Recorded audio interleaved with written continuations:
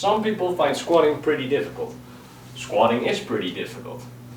Getting a proper form is quite a challenge for some of us, especially if you are born, well, everyone's get born with the most insane mobility you can ever imagine.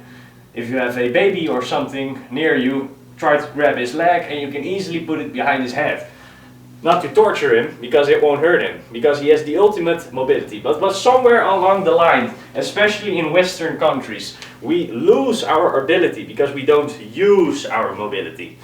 Okay, so now we want to reintroduce squatting into our life. We want to train legs.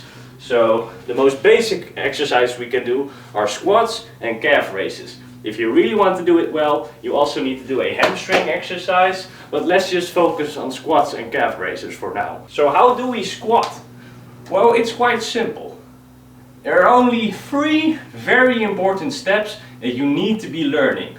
If you do not understand these principles, and because of certain habits you don't have the best squat, you can get into trouble with your body. Your knees will start to hurt, your ankles will start to hurt, your lower back will start to hurt.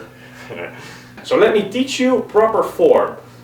3 things. First step, let's get a wide stance, bit wider than shoulder width. This makes squatting to a deep range of motion a bit easier than if we would squat like this. This is harder. This is harder than if we would squat like that. Okay, squat stance. We want an active foot, meaning our foot does not just simply stay here without any consciousness. We need consciousness in our foot. And we do this by understanding the 3-point connection to the floor. If we take a look at my foot, the first important part is the heel of your foot. If we draw a line from the heel of the foot all the way to our small toe, or the side of our foot, take that line and draw it all the way across our big toe knuckle area. I don't know what else to call it. This creates an unfinished triangle. The red areas that I'm showing right now are the areas of the foot that we want to be using with our active stance. So if we take further look at our foot, or my foot in this case, is that we can see that I did not draw a line near the instep or the inside of my foot. This is because we want to have an active stance. We want this part of the foot to stay kind of in the air and only focus on those 3 bullet points that I've drawn on the screen. If we do not care about our foot stance, what might happen is that we will cave in with our feet. If we cave in with our feet, it means we'll get X legs, meaning they crisscross. If I squat like this, especially once you add weight, can cause tremendous pain in your knees eventually. So squatting like this is a no-no. What we want is step 2, external knee rotation. Instead of my knees caving inwards, we want an active foot stance, so our instep is off the floor and we want to push our knees to the side. If we push our knees to the side, they will stay in line and they will stay above instead of in front or all the way over here, which no one does that, okay? The number 1 mistake is always knees caving inwards. Step 3 is learning a hip hinge. So we take our feet, active foot placement, outward knee rotation. Step 3, hinge at the hips, meaning lean slightly forward while sitting slightly backwards. From this position, my body is in a specific angle. While squatting, we want to keep the same angle. So I don't start my hinge here and squat all the way like this, or start my squat and then lean backwards. So you'll fall backwards, so you probably won't do that. So active foot stance, outward knee rotation, hinge at the hips, keep a straight spine. It doesn't have to be perfect, but keep a fairly straight spine and squat down. Now you have seen me squat right now with these wedges. Let's say I do not have these wedges.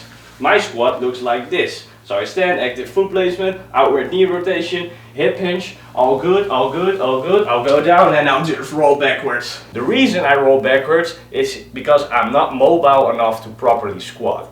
It has to do with tight hips, but mostly, and this counts for most people, is a ankle that's not mobile enough. My problem is that I cannot get my knee far over my toes enough to squat properly. So this is not a mobility video, this is just showing you how to squat. So a quick solution is, or you buy squat wedges like these where your heel is elevated. I'm not sure if it's in screen, but this makes my heel more elevated, and it is a expensive option, around 40 euros I believe.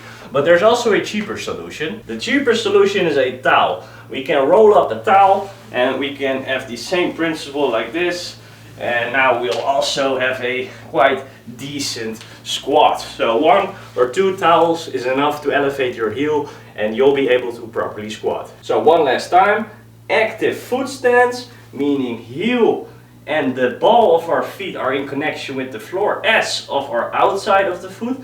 Your instep is raised from the floor with external knee rotation. Strong foot, external knee rotation, hinge at the hips and go straight down. Try to get your calf in contact with your hamstring. This is a deep squat. This will give you the best gains and will also give you the best mobility gains. So choose the deep squat and rep these out. Try to get 3 sets of 20 reps to get a decent squat.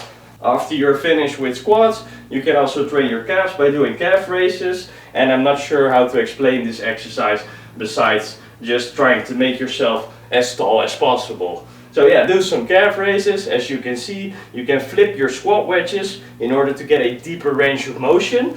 But if you do not have squat wedges, you can use a towel. But if you also don't have a towel for some reason, I hope you have a towel, is instead of standing next to the spot where you're holding on to, stand slightly further away, lean in an angle, and as you can see is I have a deeper range of motion. I've just created a deeper range of motion because the angle is different.